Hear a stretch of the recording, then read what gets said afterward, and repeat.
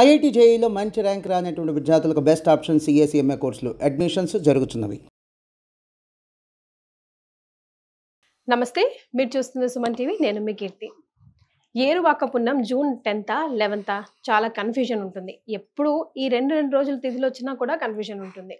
అసలు ఎప్పుడు ఏరువాక పున్నం ఆర్ జ్యేష్ఠ పౌర్ణమి రోజు ఏం చేయాలి, ఏం చేయకూడదు అన్న వివరాలు మనకు తెలియజేయడానికి ప్రముఖ ఆస్ట్రాలజర్, అలాగే గణపతి మరియు దత్తాత్రేయ స్వామి ఉపాసకులు బ్రహ్మశ్రీ మురళీధర్ శర్మ గారు ఉన్నారు. నమస్తే గురుగారు. మహాదేవ శ్రీమాత్రే నమః. శ్రీమాత్రి నమః.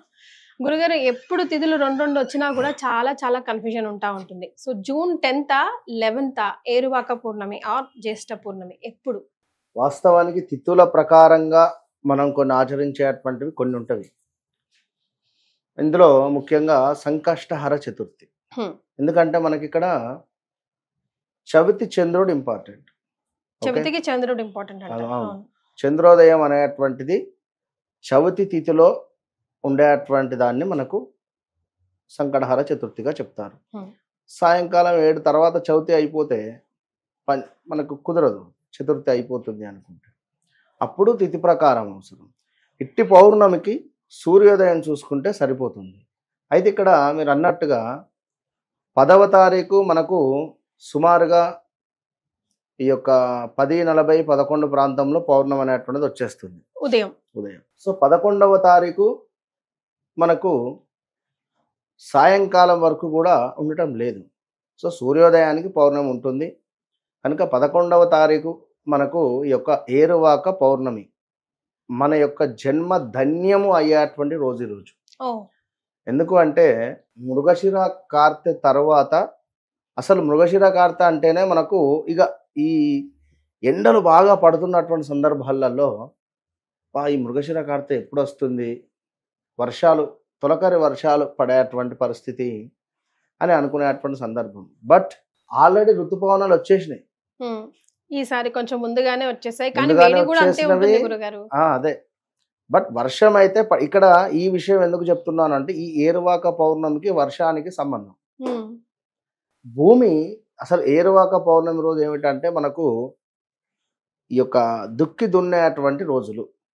ఈ రోజున వెనుకటి కాలంలో ఇంద్రునికి పూజ చేసి అధికంగా ఎక్కువగా అసలు వాస్తవానికి మనం ఎప్పుడైనా ఏ పూజ చేసినా కూడా ఆచమనం చేసిన తర్వాతనే మనము పూజలోకి ఎంటర్ కావాలి. సంకల్పము, ప్రాణాయామం ఇవన్నీ చేసుకొని వెళ్ళాలి.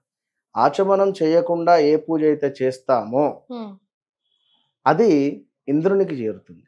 ఆచమనం చేసినటువంటి పూజలన్నీ నువ్వు గణపతికి చేస్తున్నారా, అమ్మవారికి చేస్తున్నారా, ఈశ్వరునికి చేస్తున్నారా, వారికి చేరుతుంది. ఇది గమనించుకోవాలి ఒక విషయం. ఇంద్రుడు వచ్చింది కనుక ఈ విషయం చెప్పడం జరుగుతున్నది. అయితే ఈ తొలకరి చినుకులు పడినటువంటి సందర్భంలో భూమి మెత్తబడుతుంది. మెత్తబడి ఇంతగానో అధికంగా ఎండలు కొట్టి కొట్టి కొట్టి భూమి నేల కూడా ఎంత కూడా అందులో ఉండేటువంటి సారం అంటే దాని యొక్క గట్టిగా అయిపోతుంది అది. సో ఒకవేళ వీరికి దున్నుదామన్నా కూడా ఇబ్బంది, ఎవరు వ్యవసాయదారులకు. సో ముఖ్యంగా ఈ ఏరువాక పౌర్ణమి రోజు నాడు ఏమిటి అంటే వీరి నాగళ్లకు కానీ, ఈ పనిముట్లకు కానీ, నాగలి అంటారు, పనిముట్లకు ఈ యొక్క పార లైక్ ఇవన్నిటికీ కూడా పూజ చేసుకుంటారు.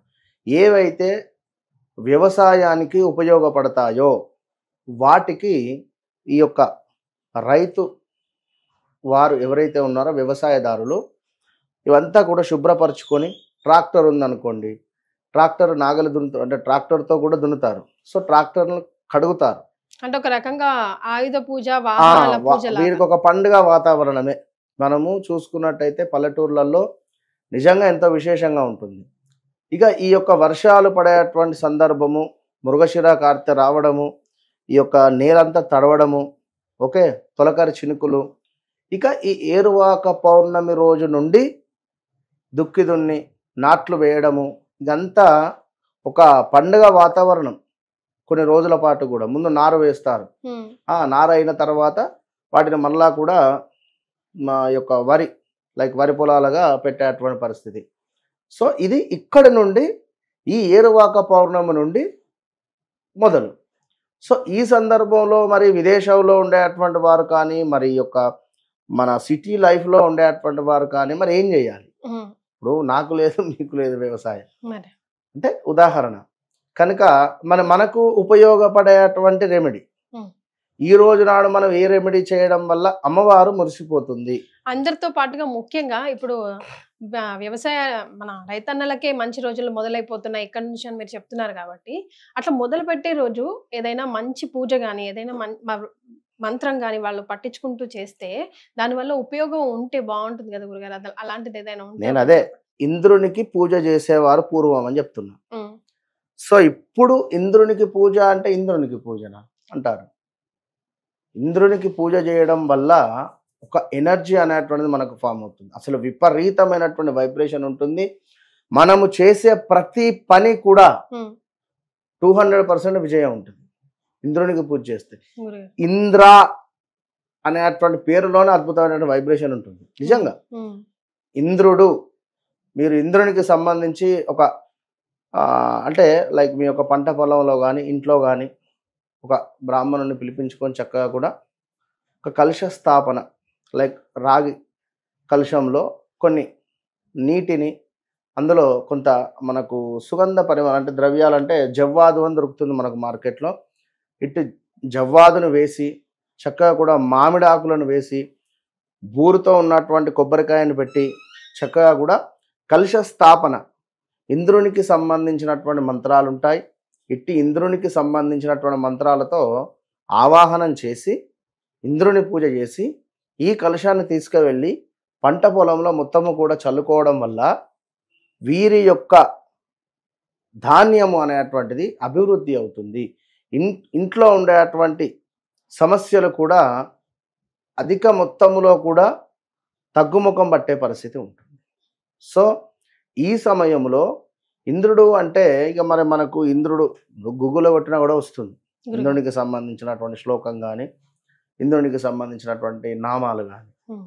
సో నేనేం చెప్తాను అంటే ఇక్కడ లక్ష్మీదేవి ఆరాధన, శుక్రునికి సంబంధించి ఏదైనా మనకు బలం కావాలి అనుకున్నా, శుక్రగ్రహానికి సంబంధించినటువంటి అనుగ్రహం పొందాలనుకున్నా కూడా మనము ఇంద్రుణ్ణి సేవించాలి, ఇంద్ర భగవాను. కనుక మరి ఎవరైతే ఈ యొక్క ఏరువాక పౌర్ణమి రోజు సింపుల్గా చెప్పాలంటే మీ దగ్గరలో ఉండేటువంటి దేవాలయం లేదా మీ ఇంట్లో ఉండేటువంటి స్త్రీలకు ఒక మీఠా పాన్, ఓకే, మీఠా పాన్ను వారికి డొనేట్ చేయండి, తినమని చెప్పండి అంతే.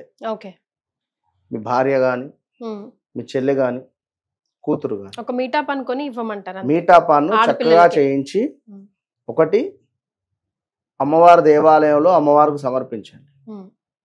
ఓకే, మరొకటి ఇంట్లో ఎంతమంది లేడీస్ ఉన్నారో వారందరికీ మీఠా పాన్ తీసుకువచ్చి ఇవ్వండి. ఈరోజు మీరు మీఠా పాన్ పెట్టిన తర్వాత నుండి 11 రోజులు డే బై డే చూసుకోండి.